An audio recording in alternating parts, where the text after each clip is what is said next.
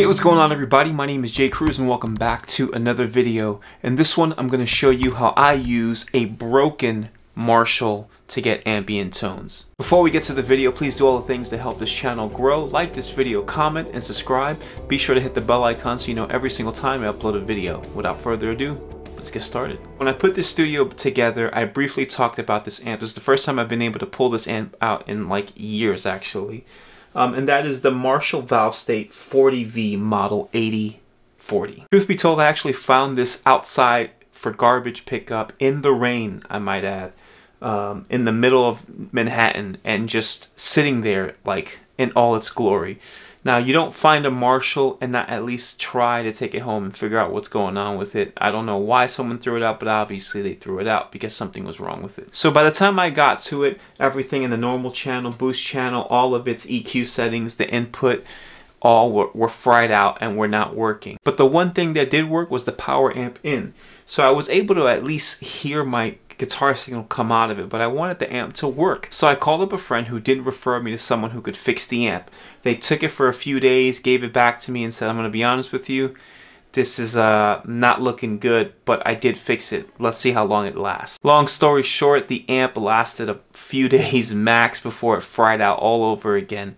But still, the power amp in section worked. I've always kept this amp around. Obviously, I got more into the Fender type tone as I matured more as a guitarist and as I evolved as a guitarist. But I still appreciate what Marshall has contributed to the guitar industry, and I would be a fool just to throw it out just like the person before me did. Years ago, when I made the transition from tube amps to Kemper and HX Stomp stuff, I decided this thing is actually going to play a pretty big role in my life. So today I want to show you how I've been using the speaker along with my HX Stomp. Let me quickly explain to you how I have everything rigged up. I have my pedal board out of the HX Stomp. Nothing has changed. All of my amp settings are still on the HX Stomp. All of my delays and reverbs are still on.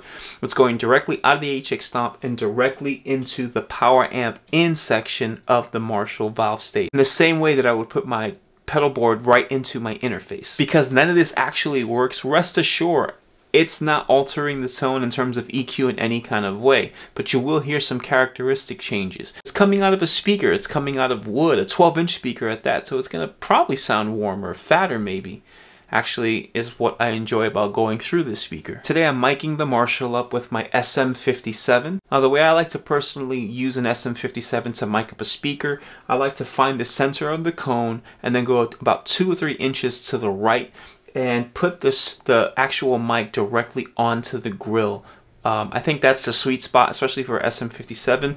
An SM57 tends to capture high ends and mid-range very, very well, and sometimes a little bit too well. So for me, I like to move it off the center a little bit to just tame that little high end. To my ears, it captures a more accurate sound to what I'm hearing from the speaker itself. So why do I even bother using this setup? And that is because there are going to be some times where going direct out isn't going to be ideal. Okay, so if you've ever played in a situation where you don't use in-ears, going from your HX Stomp directly to the house without proper monitoring is going to kill you. Like, you're not going to be able to truly hear yourself and hear your sound in the way that you need to hear it to properly play your parts. Unless the floor wedges are completely dedicated to you, and in most cases they're not, it's going to be pretty challenging.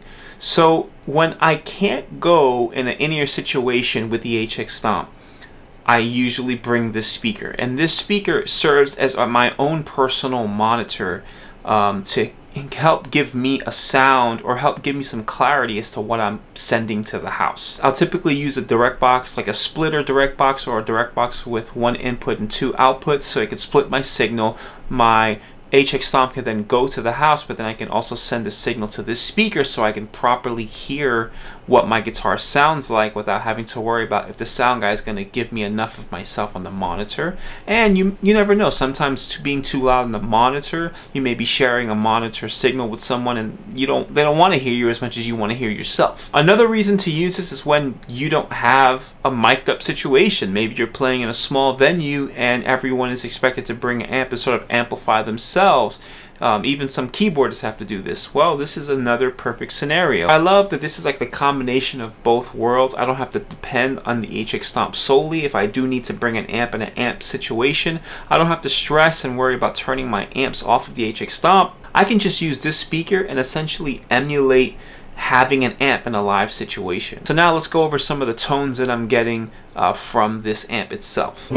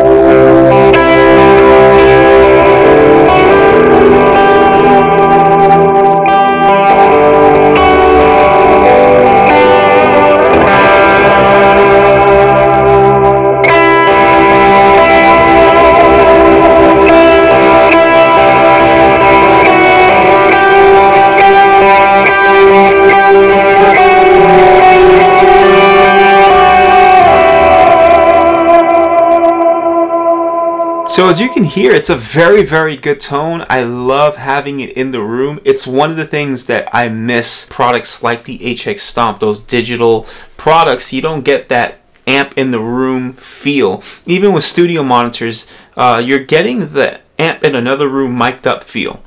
But being in the room, feeling the air movement of the speaker, hearing that warmth, the fact that I'm sitting on this side of the speaker versus directly head on, it changes everything. And it just, I miss that about having an amp. And yeah, it's just different times, I guess, you know, where we don't get to experience amps anymore as much as we used to be able to, especially like in your face the way I have it currently set up right now. So now for comparison purposes, I want to quickly remind you of what the HX Stomp sounds like going directly into my interface versus into the speaker, and we can determine what you feel may sound better or worse, or maybe it sounds exactly the same.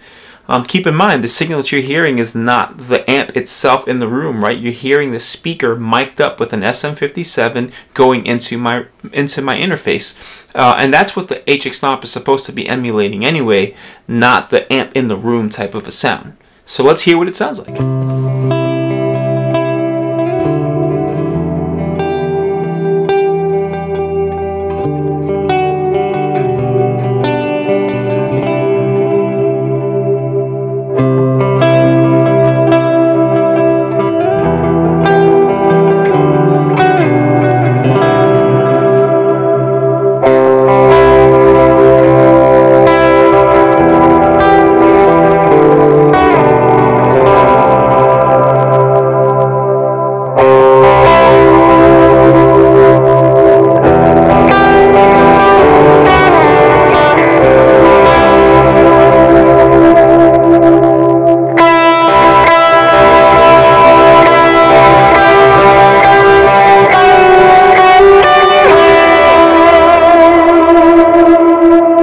So for me personally, all of these tones are usable.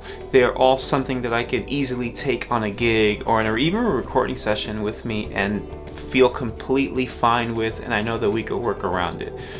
Which one did I have more fun playing? Maybe you can kind of tell I had more fun playing the amp in the room. Doesn't mean that it sounded better, it just kind of, I don't know, I missed it. That's probably the hardest thing to get over when you go from amps to digital.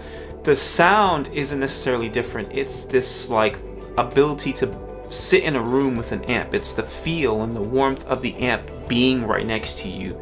It's just one of those things you just can't replace. It's I don't know, it's not describable. I hope you've enjoyed this video. Please do all the things to help this channel grow. Again, leave a comment below, like this video, subscribe to the channel, and hit the bell icon so you get an alert every single time I upload a video. Thanks again for watching, and until next time.